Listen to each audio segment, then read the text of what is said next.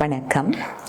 கீதா பஞ்சாமிர்தம் என்று சின்மயா மிஷனால் தெரிவு செய்யப்பட்ட 5 பகவத்கீதை சுலோகங்களுடைய தொகுப்பை பார்த்து கொண்டிருக்கின்றோம். சென்ற காணொளியிலே பகவத்கீதையினுடைய 6வது அத்தியாயத்திலிருந்து எமது வாழ்க்கைக்கு நாமே பொறுப்பு, எம்மை நாமே உயர்த்தி கொள்ள வேண்டும் என்ற கருத்தை நாங்கள் பார்த்திருந்தோம்.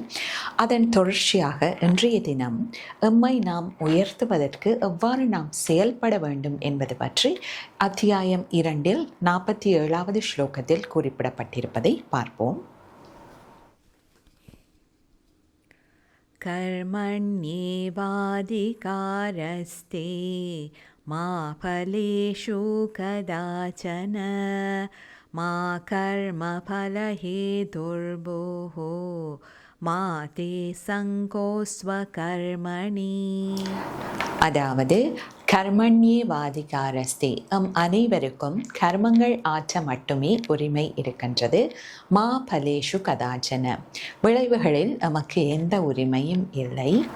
மா கர்மபல ஹேதுர்பு, கர்மங்களுடைய பலன்களை கோருவதற்கு காரணம் ஆகாதே. மா தே சங்கோஸ்துவ அகர்மணி, உனக்கு கர்மங்கள் ஆற்றாமல் இருப்பதிலும் பற்று இருக்கக்கூடாது. இந்த ஸ்லோகத்தில் செயல் புரிதல் தொடர்பான 4 கருத்துக்கள் குறிப்பிடப்பட்டிருக்கின்றது.